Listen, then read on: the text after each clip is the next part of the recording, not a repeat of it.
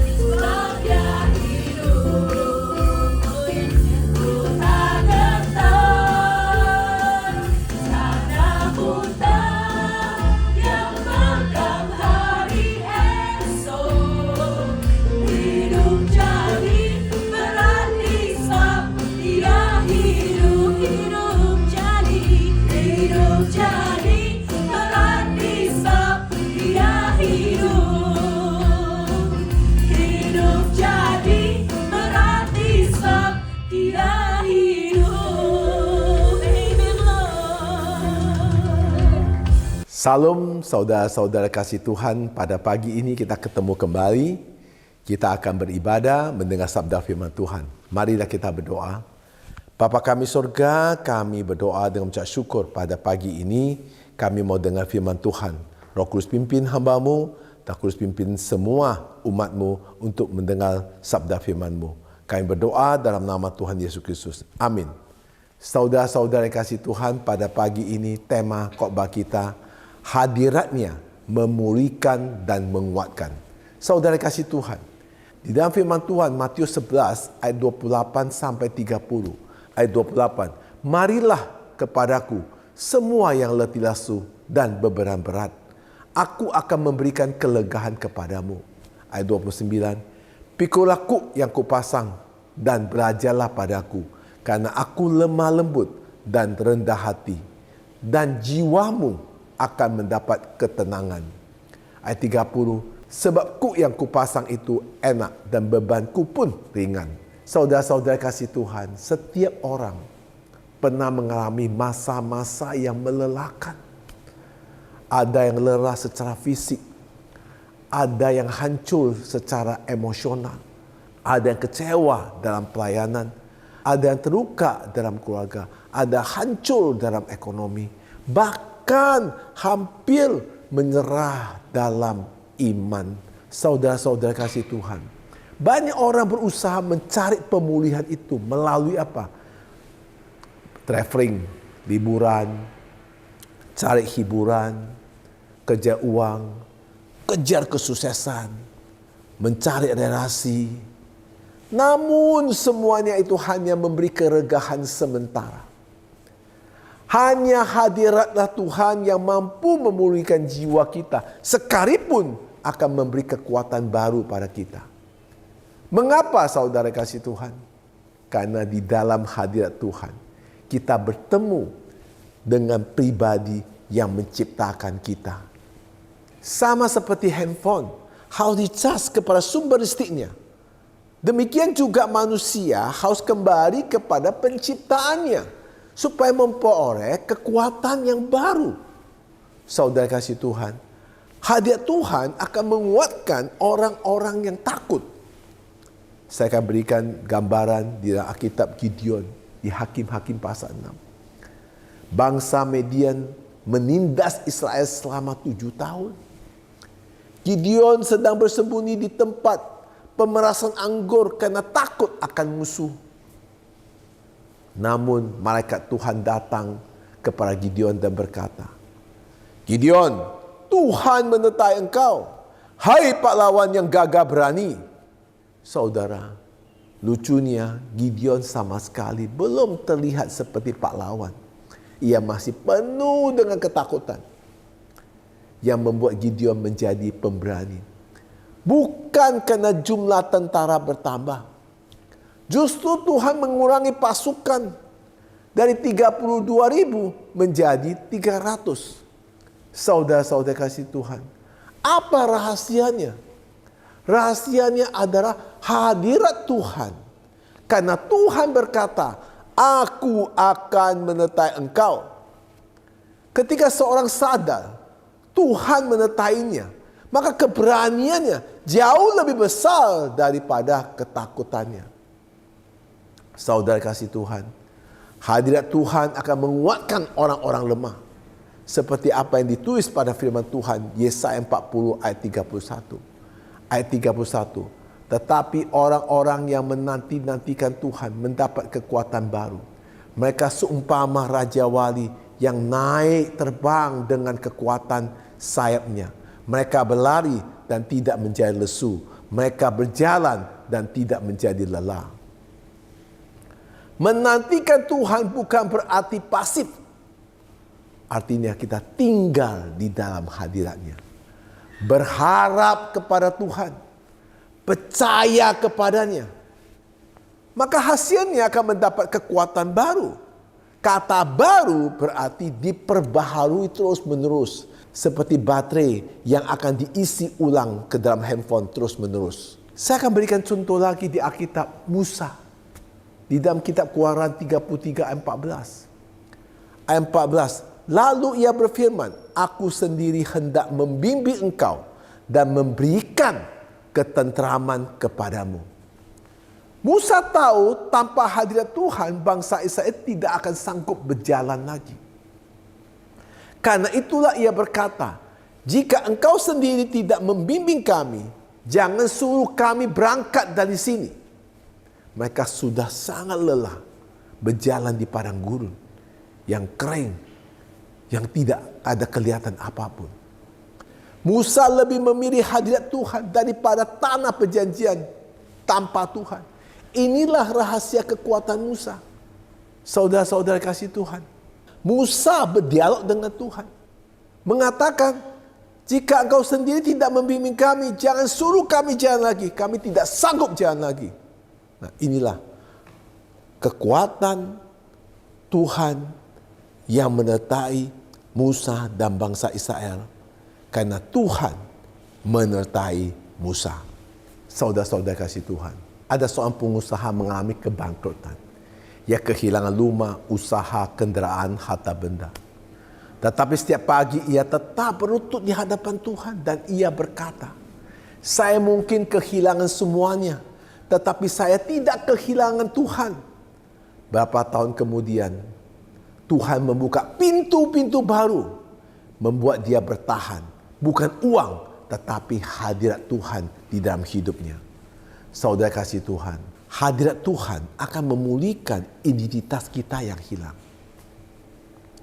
Di dalam Alkitab Petrus, Yohanes pasal 21, Petrus pernah berkata bahwa ia siap mati bagi Yesus.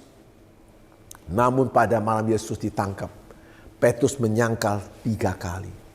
Ia merasa gagal sebagai murid. Tetapi setelah kebangkitan Yesus, Yesus tidak datang untuk menghukum Petrus. Di tepi danau Galilea, Yesus memasak ikan dan mengajak Petrus untuk makan bersama-sama. Kemudian Yesus bertanya 3 kali, apakah engkau mengasihi aku? Setiap pertanyaan bukan untuk mempermalukan Petrus, tetapi memulihkan hatinya. Lalu Yesus berkata, gembalakanlah domba-dombaku. Orang yang gagal dipakai kembali karena mengalami pemulihan dalam hadirat dari Tuhan Yesus yang luar biasa pada dirinya. Saudara-saudara kasih Tuhan, di dalam kehidupan sekarang, saya berikan contoh para saudara. Ada seorang pelayan Tuhan yang jatuh dalam kegagalan bisnis. Ia merasa Tuhan tidak lagi mau memakai dia. Ia berhenti pelayanan dan selama beberapa bulan. Namun ketika ia kembali membangun kehidupannya dengan doa, membaca firman Tuhan, bersekutu dengan Tuhan, Tuhan memulihkan hatinya. Ia menyadari bahwa kasih karunia Tuhan lebih besar daripada kegagalannya. Saudara-saudara kasih Tuhan, hari ini ia kembali melayani dengan kerendah hati dan menjadi saksi bagi banyak orang. Hadirat Tuhan menghapuskan rasa malu dan mengembalikan panggilan hidupnya. Saudara-saudara kasih Tuhan, hadirat Tuhan menguatkan di tengah-tengah penderitaan kita. Di dalam Alkitab, Paulus dan Silas di Kisah Para Rasul 16, mereka dipukuli tanpa kesalahan. Kaki mereka dipasung, mereka dimasukkan ke dalam penjara yang terdalam. Namun sekitar tengah malam, mereka memilih doa dan memuji Tuhan. Mereka hanya doa dan muji Tuhan. Puji Tuhan, haleluya. Puji Tuhan, haleluya. Puji Tuhan, haleluya. Puji Tuhan. Paulus dan Silas hanya berdoa dan memuji Tuhan. Mengapa? Mereka sadar bahwa sekalipun berada di dalam penjara, mereka tidak pernah ditinggalkan Tuhan. Apa yang akibat? Setelah mereka memuji Tuhan, yang terjadi mujizat luar biasa. Terjadi gempa bumi, pintu penjara terbuka, belenggu terlepas sendiri. Kepala penjara dan keluarganya bertobat. Saudara kasih Tuhan, di dalam kehidupan sekarang ini, saya akan berikan contoh. Seorang pasien menjalankan kemoterapi berbulan-bulan. Rasa sakit tidak langsung hilang. Namun setiap hari, ia memutar lagu-lagu penyembahan dan membaca mazmur dan berdoa. pelawat-pelawat memperhatikan bahwa ia tetap penuh damai dan menguatkan pasien lainnya. Kesembuhan mungkin masih dalam proses, tetapi hadirat Tuhan membuat dia memiliki kekuatan untuk menjalani proses penyakit yang dia alaminya. Saudara-saudara kasih Tuhan, kesimpulan khotbah pada hari ini, rahasia kekuatan orang percaya bukan karena mereka tidak memiliki masalah, melainkan karena mereka hidup dalam hadirat Tuhan. Hadirat Tuhan akan memulihkan jiwa yang terluka. Hadirat Tuhan akan menguatkan orang yang lemah. Hadirat Tuhan akan mengubah ketakutan menjadi keberanian. Hadirat Tuhan akan memulihkan hubungan yang rusak. Hadirat Tuhan akan memberikan damai dan sukacita yang tidak tergantung pada apapun keadaannya. Karena itu, janganlah hanya mencari mujizat Tuhan, tetapi carilah hadirat Tuhan setiap hari. Di dalam hadiratnya ada kasih yang menyembuhkan. Di dalam hadiratnya ada damai yang menenangkan. Hikmat akan menuntun dan kuasanya akan memperbarui hidup kita. Ketika hadirat Tuhan menjadi pusat kehidupan kita, kita akan sanggup menghadapi setiap tantangan dengan iman dan penuh dengan pengharapan baru. Mari kita berdoa. Bapa kami sorga, kami sangat membutuhkan hadirat Tuhan. Kami sangat membutuhkan penyertaan-Mu Tuhan Yesus. Di saat-saat ini, kuatkan iman kami, supaya hadirat-Mu selalu datang, selalu dalam jiwa kami, sehingga kami kuat karena Engkau selalu menyertai kami. Kami kuat menghadapi hidup ini, kami kuat menghadapi masalah, kami kuat menghadapi semua persoalan kami, karena Engkau selalu menyertai kami. Dan kami percaya Tuhan, Engkau pulihkan iman kami melalui firman-Mu. Engkau pulihkan iman kami melalui pujian-pujian kami naik. Dan kami mau berfokus untuk memuji-Mu dan membaca firman-Mu dan berdoa. Dan semuanya aku percaya Tuhan hadirat-Mu menyertai menuntun kami. Sehingga kami kuat untuk menghadapi hidup ini. Di dalam nama Yesus kami berdoa. Amin. Saudara kasih Tuhan, hadirat Tuhan sangat penting. Hanya hadirat Tuhan yang bisa memulihkan kita. Hanya hadirat Tuhan yang bisa menguatkan kita. Maka undangan hadirat Tuhan melalui pujian-pujian yang saudara naik, doa dan baca firman Tuhan. Tuhan akan menyertai saudara-saudari. Tuhan Yesus memberkati.